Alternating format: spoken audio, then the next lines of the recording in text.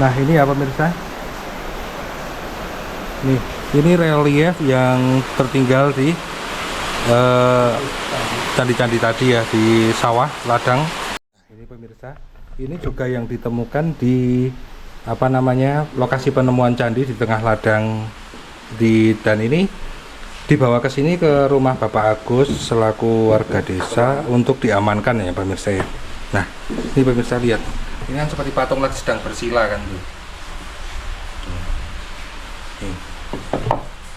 Ini bukan batu bata aslinya. Nah ini batu batanya gede banget. Aslinya Ini sebenarnya batu bata tuh aslinya sebenarnya gede banget pemirsa. Nah, pemirsa tuh di situ ada gundukan kan. Nah itu dalamnya tuh kemungkinan candi tuh, pemirsa, ada candinya pemirsa. Di situ banyak. Nah itu gundukan di situ juga tempat Lingga Yoni, Yoni di situ itu banyak gundukan di situ.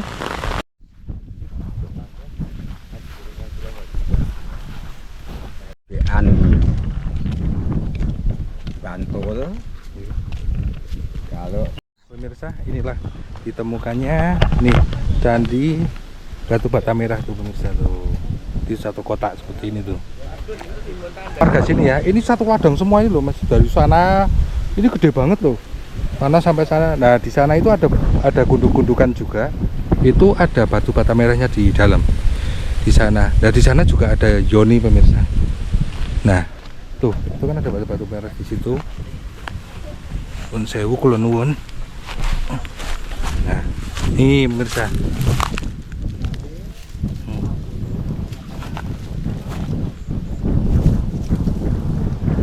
Ini tidak sengaja ditemukan pembajak sawah. Nah, ini sampai sini loh pemirsa. Tuh.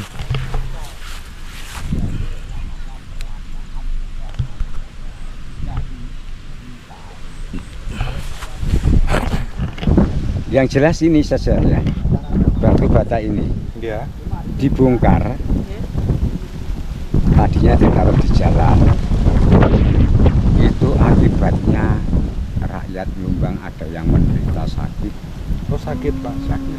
Saat ini saya sudah berada di makam penderek Diponegoro ya. Nah ini lokasinya itu tidak jauh dari situs candi ya, yang tadi yang ditemukan di wilayah Nglumbang Dungik, Klaten, Jawa Tengah.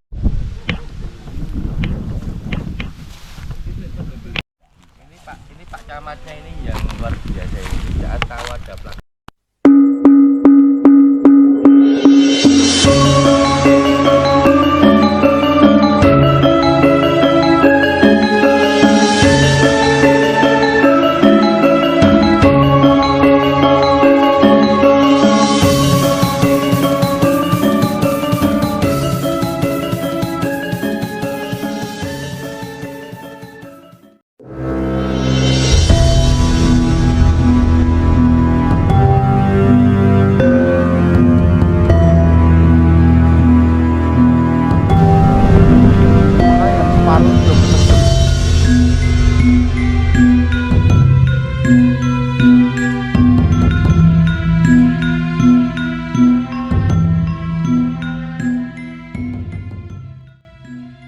Assalamualaikum warahmatullahi wabarakatuh. Salam Rahayu, Rahayu.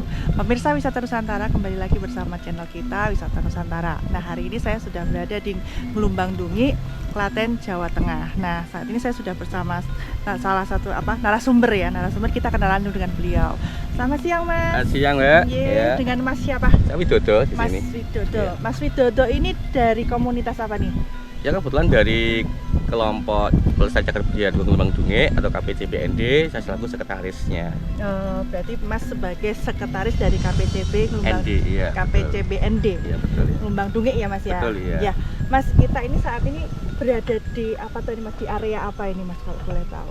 Kalau di sini ini ya, ini ya berdasarkan para ahli dan cagar budaya yang ada ya, kalau kita juga minim ilmunya. Ini bagian salah satu bagian luar dari komplek candi di sini. Jadi di sini ini kemungkinan besar ada kayak bangunan aula gitu ya. Bangunan aula yang nantinya sebagai persiapan untuk ini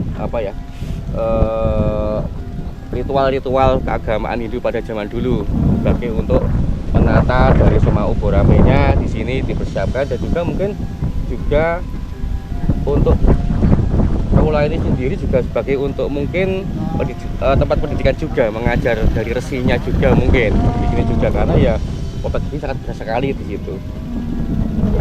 Mas, di sini kan ya, penemuannya adalah berupa batuan-batuan candi gitu ya Mas ya. Batu bata gitu ya. Betul ya. Nah, ini tuh eranya tuh era kapan Mas? Kalau dari para ahli yang di sini sudah meneliti ini, di sini era Mataram kuno abad 8 sampai 10 Masehi ya. Jadi kemungkinan di sini itu basicnya agama Hindu, kemungkinan di sini dimungkinkan di saat rajanya Kayuwangi di sini. Kemungkinan ya, karena pada Raja Kayuwangi sini kan pada masa kejayaannya Hindu juga di situ ya. Ini kami tunggu kembali sesuai dengan pondasi di bawahnya. Oh iya Pak. Kemarin kan udah tepat di sini. Kalau di sini ada pondasi kecil-kecil juga. Ada dua. Dan yang batu-batu dikumpulkan di rumah. Tadi ada yang dari sini. Oh, ada di sini ya Pak ya. Diamankan ya Pak ya. Diamankan. Nah, ini kok batu-batunya masih ada di sini juga nih Pak nih. Iya. Nah nih. Tuh. Ya kemarin apa ini? Batang apa? Ini pemirsa. Ini baru satu loh pemirsa ternyata, tapi di sini masih agak banyak ya Pak ya. Banyak. Kemarin kita pernah menggali itu ada pondasi yang ke sana. Melebar ya Pak berarti ya. Pak? Melebar, iya. Sampai ke sana ya Pak. Ya? Arahnya ke sana. Nah itu Pak di situ juga ada tuh. Iya, memang kami dulu belum selesai itu bersih-bersih. Ya semoga nanti ada ini ya Pak, gotong royong ya Pak ya. Iya. Kerja bakti.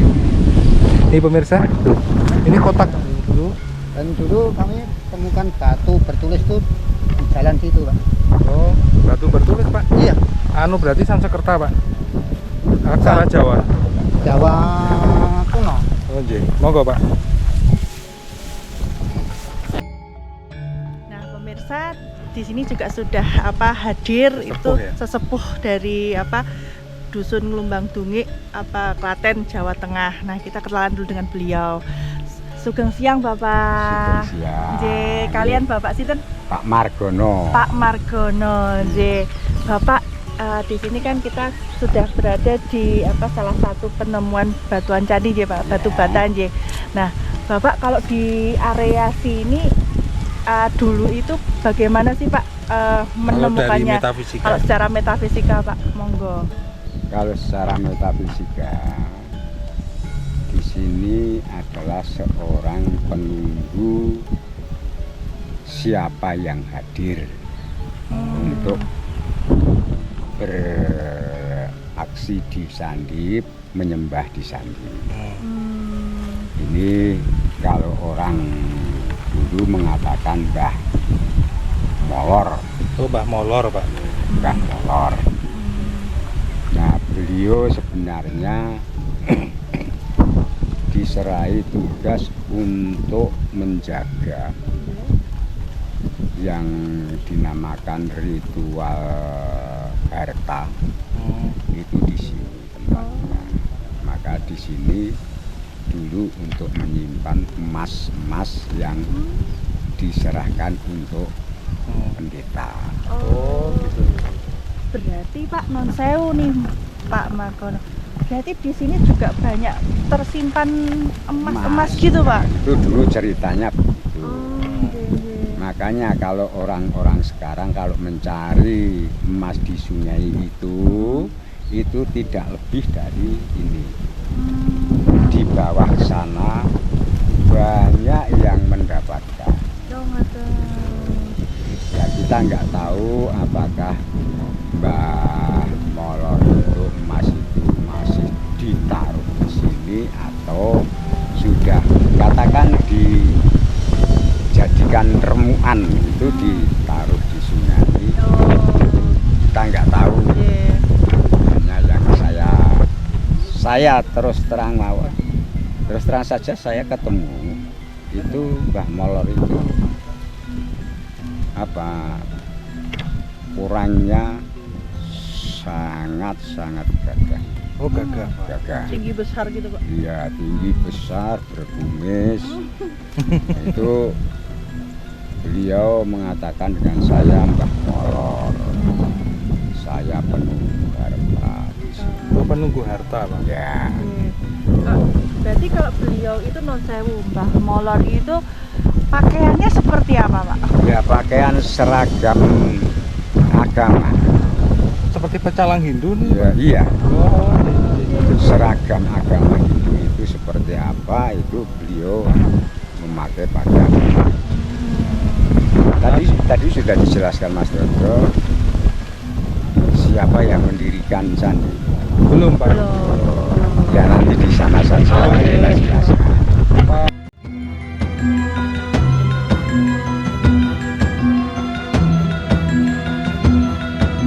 Oke ya, di sini tempat kita berdiri ini adalah dinamakan oleh warga Gumuk Kulon atau Gumukan di sebelah barat di situ ya. Dimana di sini diyakini dulunya ada sebuah bangunan candi berlatar belakang Hindu. Namanya di sini tentunya dalam agama ini sendiri akan ada yoni. Nah, yang yoni ini ada dua. Mungkin yang besar ini yoni utama, yoni besarnya. Yang yoni kecil mungkin di candi perwaranya mungkin di situ. Jadi kalau dari tenaga ahli di sini terdapat sebuah candi yang formasinya 1-3, mungkin jadi 1 induk 3 perwara. Dan mungkin kalau referensi itu kayak seperti Candi Losari, ya itu hampir sama-macam itu. Nah, dan makanya di sini ada yoni kecil dan yoni besar. Kalau yoni kecil itu sudah dari dulu di sana terus, itu yang saya tahu. Yang tahu di sana terus nggak berpindah-pindah. Kalau yang yoni besar itu juga baru ditemukan terkubur, cuman buat sedikit. Akhirnya pada waktu saat ada bersih-bersih diangkat bersama-sama, ternyata tinggal separuh ya. Tinggal yang separuhnya ini yang masih dalam tanda tanya.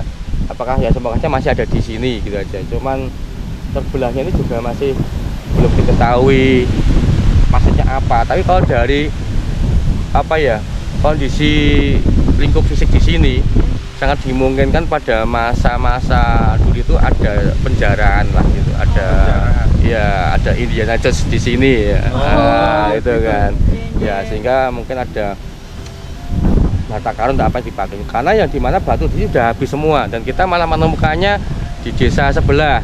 Dan di desa sebelah itu juga ada yang menyatakan mengumpulkan, terus ada dari mengatasnamakan dinas Prambanan diambil gitu kan, mungkin dia semacam kolektor aja gitu kan situ. Mas non sewu, Iya. ketika penemuan awal itu yang tampak apanya Mas? Yang tahu hanya sebelah sedikit itu ya, mungkin Pak Heru ya di sini, mungkin Pak Heru bisa menunjukkan di sini itu.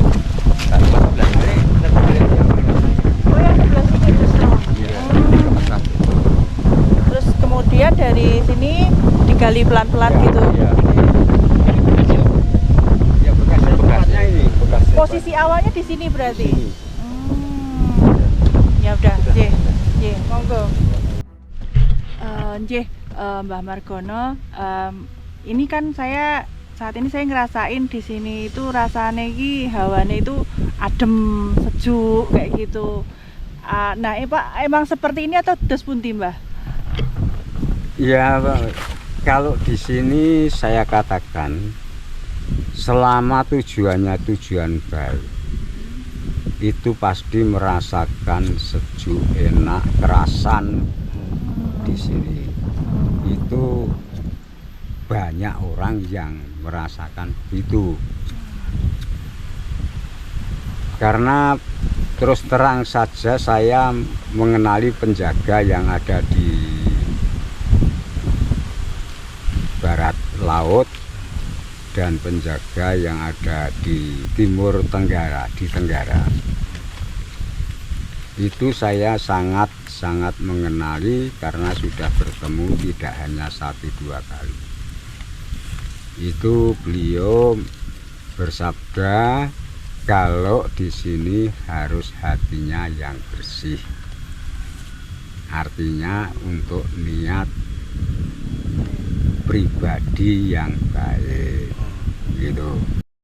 Ya, pemirsa, saat ini saya sudah berada di penemuan Yoni, masih di Dusun Lumbang Dungi, Klaten, Jawa Tengah. Dan saya masih bersama Mbah Margono.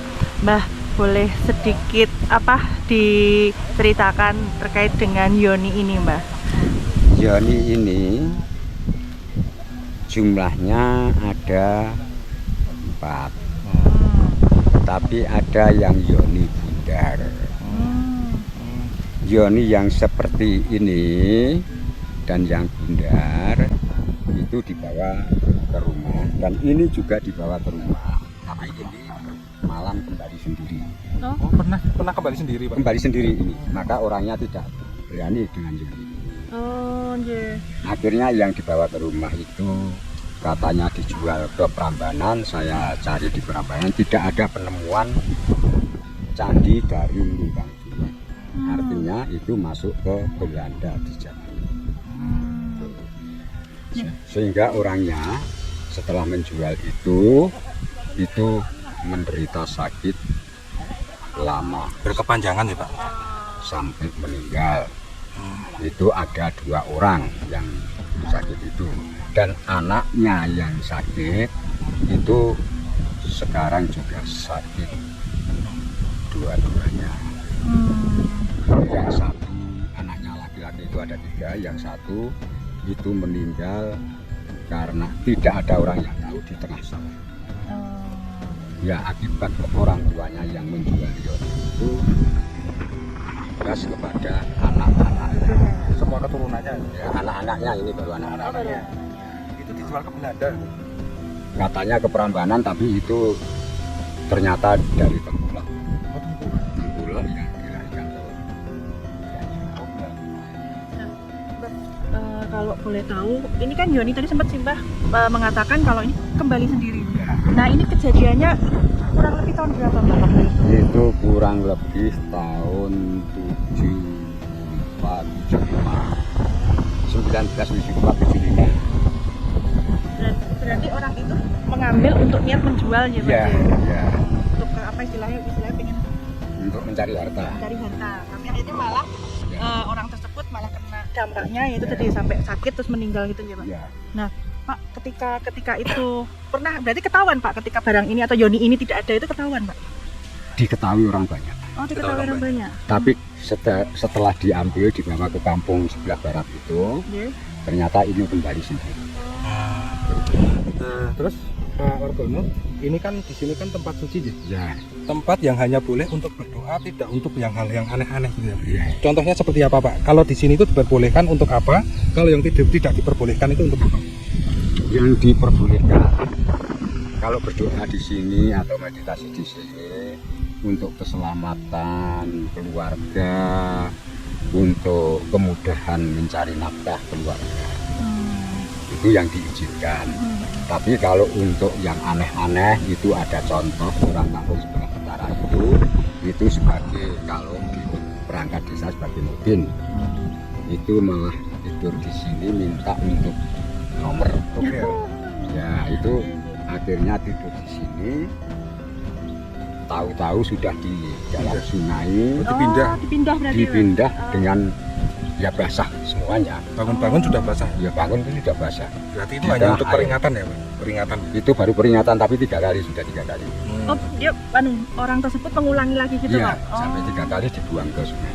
balik dibuang ke sungai lagi, Iya. dipindah ke sungai lagi gitu. Ya, setelah itu menderita sakit kurang lebih 2 bulan, sembuh, sakit lagi kurang lebih.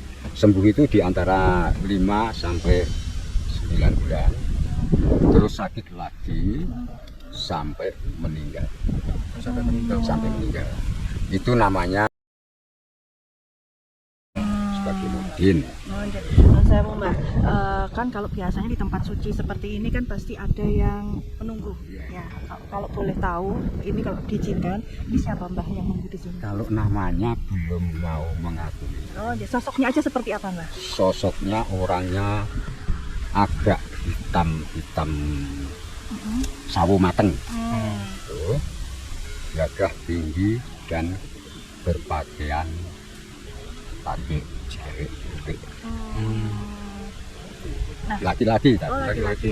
Berarti tinggi besar, Ya. kulit hitam sama karang sawo matang, terus kemudian menggunakan kayak jarik lurik gitu jamannya. Nah, terus kalau pernah nggak Mbak, maksudnya ada yang berkunjung ke sini terus nun sewu nggak sopan atau nggak ada apa unggah-ungguhnya gitu kan? Nuwun pernah kejadian apa Mbak? Itu hanya peringatan. Gimana? Dia jatuh dari naik sepeda. Itu orang Pandanan.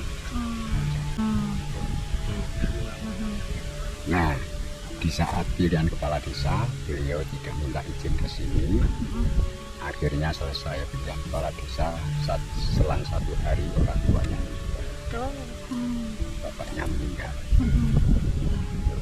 Kejadian itu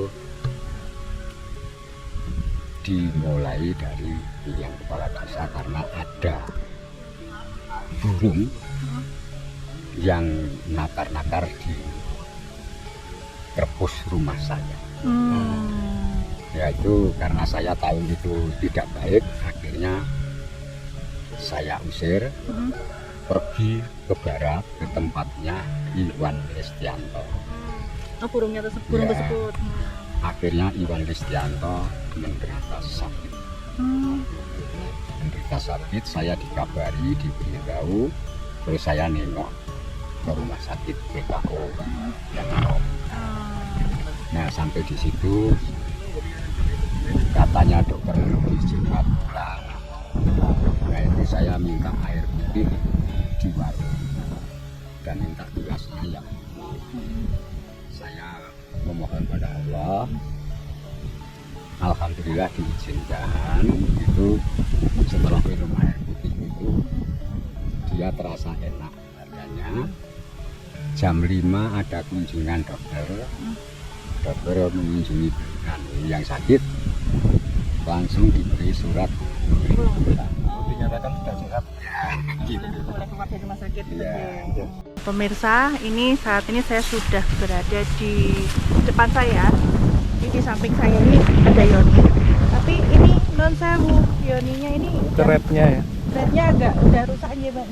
Udah rusak. Terus kemudian di belakang kami juga ada Yoni, tapi tinggal separuh sayang banget ya itu.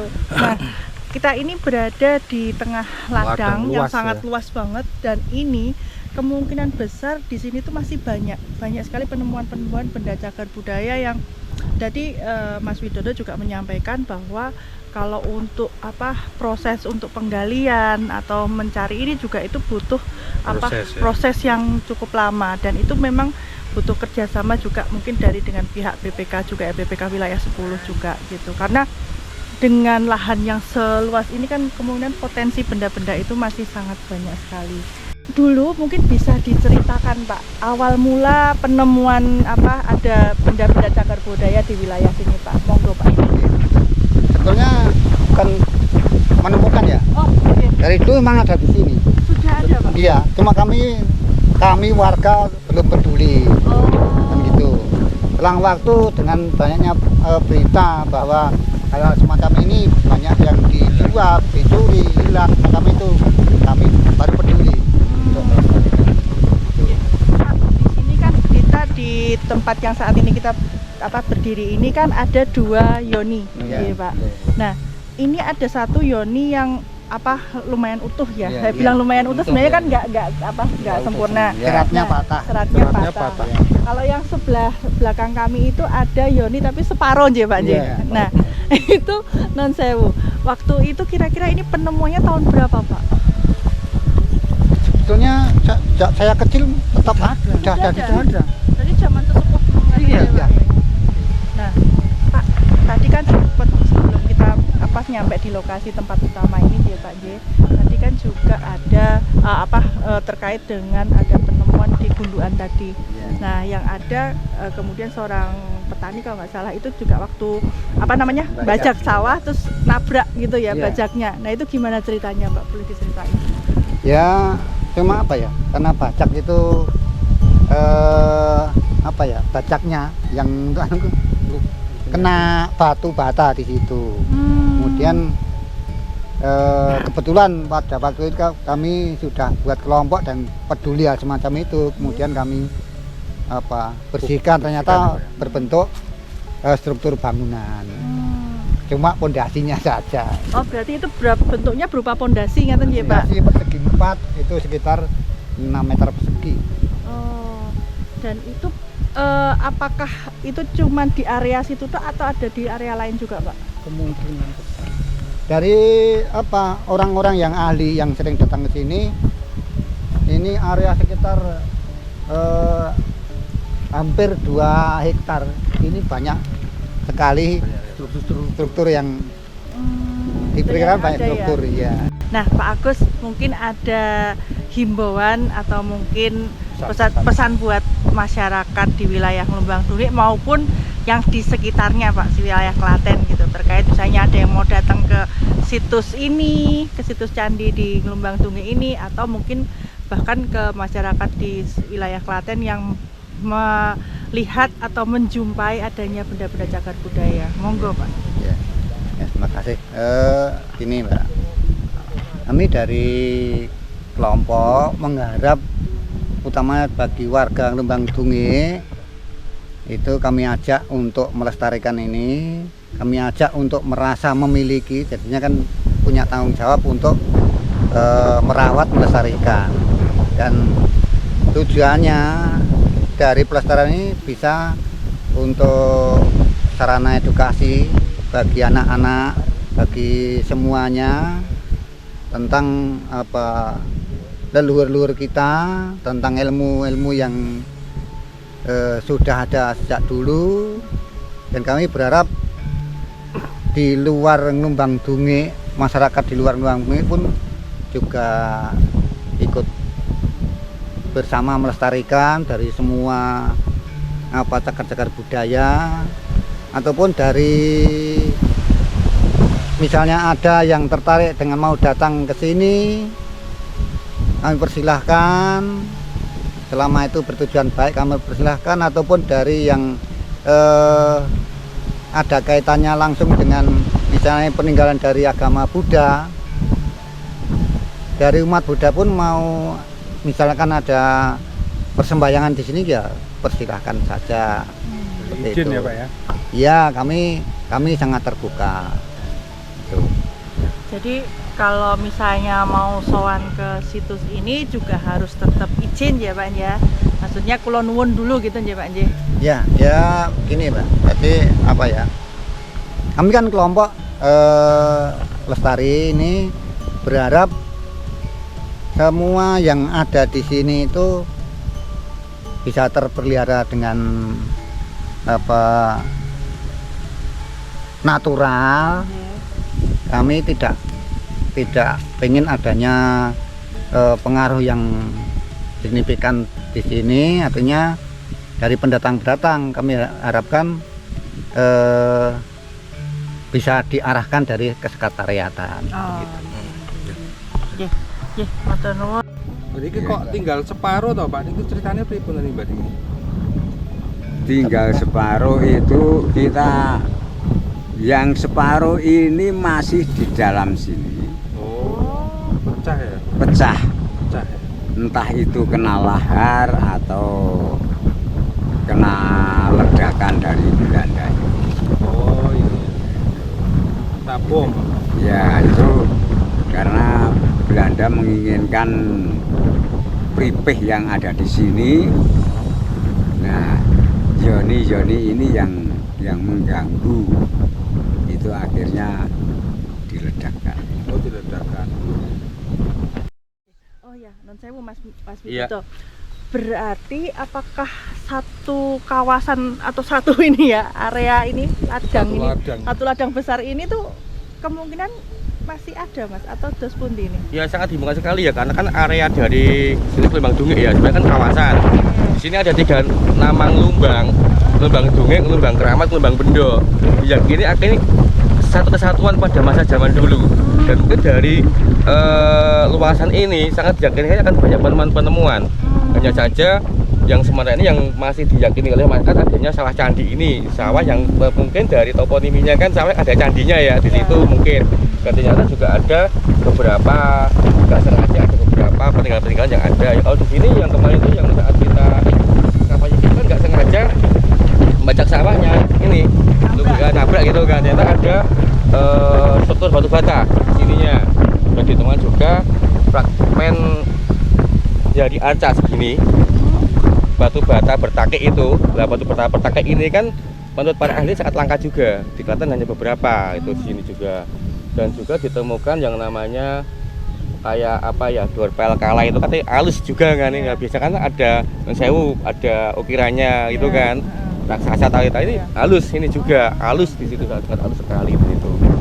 Mas, berarti kalau di sini tadi kan Mas bilang kemungkinan adalah sebagai aula ya Mas ya, aula ya bagian depan mungkin untuk persiapan gitu. Iya gitu. Berarti nanti ada ini Mas, ada bagian utamanya no Mas gitu. Ya utamanya kalau dari apa yang ada sini ya, pasti nanti yang ada di Gumuk Kulon sana.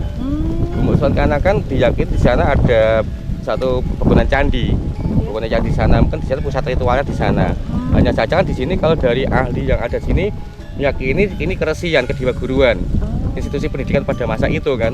Jadi otomatis akan ada bagian-bagian yang sangat luas, ada bagian-bagian dengan fungsinya masing-masing. Ya, saya yakini juga di sini pasti akan banyak sekali tempat-tempat titik spot-spot yang belum terungkap juga. Ini hanya mungkin 1-2 ini kemungkinan. Nah, Mas non sewu, ini kan batuan-batuan atau batu bata yang batu bata candi ini kemudian kalau digali itu masih bisa ada lagi ya Mas, muncul lagi Dalam ya, di Mas? dalamnya masih ada ya kemudian. Kalau saya belum bisa memastikan ya, karena pernah di JPR sama BPCB itu kan, atau BPK sekarang itu ya cuman anomali semuanya kan gitu. Kenyataan ada juga gitu, karena yang namanya kita proses ekskavasi sendiri kan ya nyon sewu tidak mudah kan, sangat luar biasa sulitnya. Padahal yang undang-undang yang saya tahu, pemerintah kan malah yang berkewajiban mencari kan gitu kan. Kalau sudah masyarakat menemukan juga punya kewajiban pendampingan juga. Nah ini apa pemirsa? Nih ini yang tertinggal di candi-candi tadi ya, di sawah ladang. Nah ini di rumah Bapak Agus ya, Bapak Agus untuk diamankan ya pemirsa. Nah ini ternyata batunya itu penuh relief pemirsa. Ini ada kayak huruf-huruf. Ini aneh pemirsa. Ini kalau di tempat gelap, ini tadi itu saya lihat ini ada bentuk kayak gunungan wayang gitu pemirsa di sini. Ada kayak gunungan wayang.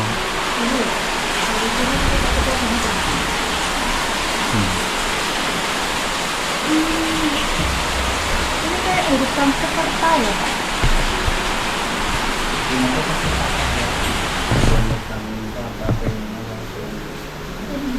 Nah, pemirsa nih gunungan wayangnya ada di sebelah sini nih. Nih, ini. Nih. Tuh.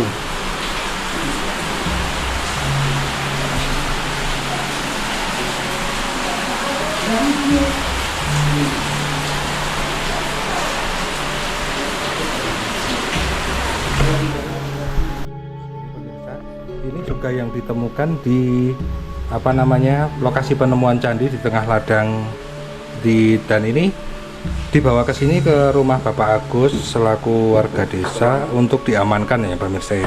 Nah, ini pemirsa lihat. Ini kan seperti patung lagi sedang bersila kan. Ini ukuran batu bata aslinya. Nah, ini batu batanya gede banget. Aslinya Ini sebenarnya batu bata tuh aslinya sebenarnya gede banget pemirsa. Tuh. Ini gede banget, 30 cm lebih loh ini. ini Panjangnya berapa ya Pak ya? 40 cm, 25, kebalan 10 cm. Iya. Ini kok kayak di pinggiran candi. Ya, biasanya penampil bagian bawah. Nah, ini sama ini pemirsa. Ini apa tuh aku lupa. Lingga. Lingga ya. Lingga patok. Lingga patok ya. Ya. Nah, terus ini ada yang di bawah itu yang untuk apa?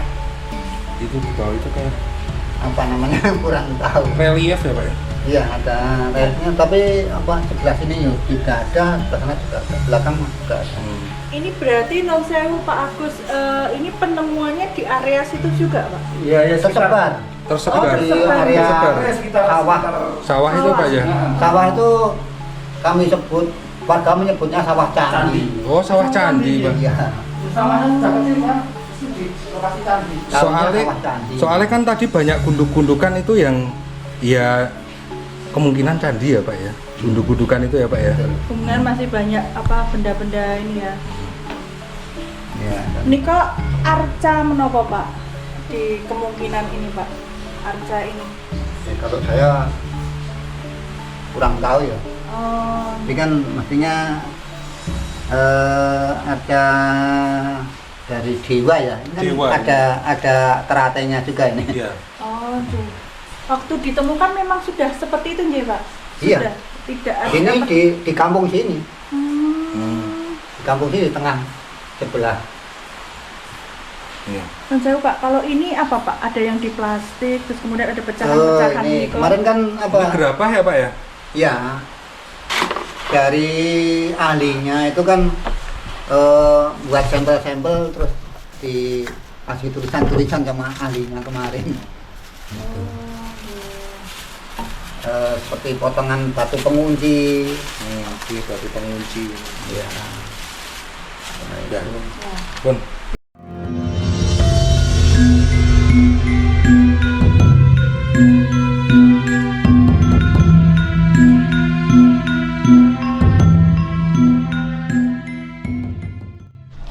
Assalamualaikum warahmatullahi wabarakatuh. Salam rahayu, rahayu. Pemirsa Wisata Nusantara, saat ini saya sudah berada di makam penderek di Ponegoro ya. Nah, ini lokasinya itu tidak jauh dari situs candi ya. Yang Tadi yang ditemukan di wilayah Nglumbang Dungi, Klaten, Jawa Tengah. Nah, saat ini saya sudah bersama sesepuh dari desa Nglumbang Dungi ini masih dengan Mbah Margono nggih. Dan Mbah Darmo. Beliau ada di sana agak jauh dari sini. Bapak non sewu. Ini saat ini kita berada di mana, Pak ini? Ya, ini di depan makam Eyang Sotinonggo. Sotinonggo juga. Sotinonggo. Itu kalau dilengkapi Sotinonggo. Reso Reso. Tinonggo. Asal usul beliau itu dari Selawong. Kalau Mbah Sanadi itu asal usul dari Bebekan Bantul. Itu sama dengan Mbah Arso. Itu satu kampung dengan Mbah Sanadi. Kalau Mbah Sotinonggo ini sebagai pasukan Diponegoro yang inti. Kalau Mbah Sanadi itu sebagai pelik sandi. Mbah Sanadi Putri sebagai tabib. Ketika Pangeran Diponegoro itu menyerang di Gawok, menyerang dengan Belanda di Gawok, Pangeran Diponegoro terkena peluru di dadanya, sehingga mundur. Pasukan Diponegoro mundur sampai ke Ndelanggu. Ndelanggu masih dikejar, mundur sampai ke Jatilan. Ada Belanda Jawa yang tahu kalau Pangeran Diponegoro itu berada di Jatilan. Jatilan diserang. Akhirnya dibakar, akhirnya dipadamkan dengan pasukan dari kerajaan Kartosuro. Namanya itu Mbah Joyo Stiko. Itu beliau dimakamkan di Sorogenen. Sebelah barat jalan ini Sorogenen, sebelah timur jalan ini Soropaten, dan sebelah Soropaten ini ada jalan, yang sebelah timur jalan ini namanya Jogoboyo. Jogoboyo Ya. Dan siapapun kalau berkunjung ke makam Mbah Sotinonggo, yang saya ketahui apa niatnya itu dikabulkan oleh Allah. Tadinya orang itu hanya tukang sapu di kecamatan, akhirnya menjadi sekcam. Dan yang lain itu mereka bertapa di sini ingin menjadi polisi. Akhirnya dengan adik-adiknya juga menjadi polisi semua.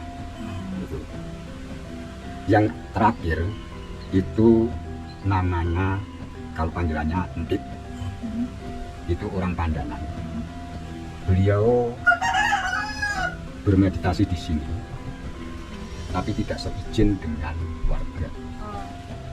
Tidak ada efek yang buruk.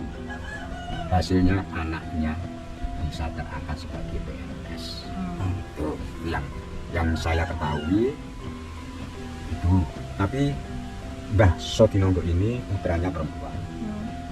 Mbah Sanadi itu yang nisannya batu bata itu putranya laki-laki. Dijodohkan, dinamakan Surodinonggo. Surodinonggo. Surodinonggo. Oh, Dinonggo. Itu sebenarnya ini batu nisannya, sebenarnya itu di situ, tapi kita pindahkan ke sini karena ini juga eyangnya, Oh, orang tuanya. orang tuanya Itu. Non sewu. Kemudian tadi kan sempat Mbah Margono juga menjelaskan soal ada kaitan dengan Sunan Kalijaga, nggih. Iya. Nah, itu kan artinya ada penyebaran agama Islam di sini. Iya. Nggih, itu Iya. dos pundi itu. Beliau ini juga menyebarkan agama Islam di sini. Iya. Apalagi cikal bakal itu di sebelah timur sana. Kalau yang ini pakai rantai ini, kedua-duanya ini suami istri ini Iya. meninggalnya yang kedua, artinya akal bakal. Tapi beliau termasuk ini Iya. itu pendiri Dukuh Nyumbang. Oh. Maka saya menyebutkan tokoh-tokoh utama Nyumbang. Berarti termasuk tokoh-tokoh yang mendirikan Yang dusun mendirikan. Iya. Kalau Mbah Sodinonggo, Mbah Sanadi, dan Mbah Karso, Jogo Karso itu, beliau kan pasukan Diponegoro. Itu lewatnya sudah berapa ratusan tahun. Iya. Itu, nah itu bisa kita ambilkan Mbak dan Mas mempunyai keinginan yang lebih baik, lebih halal, itu bisa meditasi ataupun bermalam di sini. Tapi jangan di sini. Jangan di sini di bawah sana. Luarnya ya, luar, luarnya ya, nggih. ya. Iya. Tapi dengan doanya itu menyebut nama Mbah Sodinonggo dan Mbah Sanadi. Siapa tahu nanti Mbah dikasih mukjizat untuk menjadi tabib, kita nggak tahu. Iya. Tapi tetap Gusti Allah yang ngatur. Itu Ya, kan yang ngatur Allah itu. Ya, Nun sewu Pak, Nun sewu Mbah. Di sini kan menarik ya, nisannya ini dari kayu. Iya. Nggih. Nah ini memang dari dulu sudah seperti ini atau Ya, terus memang pundi? dari Ini dari tahun kapan ya Mbak ini kayunya ini? kayu itu sejak beliau meninggal itu 1860-an. Ratusan tahun ya Mbak. Iya. Dan ini Pangeran Diponegoro ditangkap, ditipu untuk berdamai di Magelang. Itu terus setelah ditangkap oleh Belanda, Mbah Jogo Karso yang memberi kabar ke Mbah Sodinonggo dan Mbah Sanadi. Setelah diberi kabar, ternyata Pangeran Diponegoro dibawa ke Makassar. Beliau sampai meninggal di sana. Peninggalannya ini kan nisan ini kayunya luar biasa. kayu apa Pak? Kayu jati, kayu jati luar biasa. Matur nuwun Mbah Margono untuk kagem semua informasinya, diparingi sehat selalu. Nggih. Nah, pemirsa, sekian perjalanan kita di Dusun Lumbang Dungik, Klaten, Jawa Tengah. Matur nuwun. Wassalamualaikum. Salam rahayu. Rahayu. Ayem tentrem wangsa nagri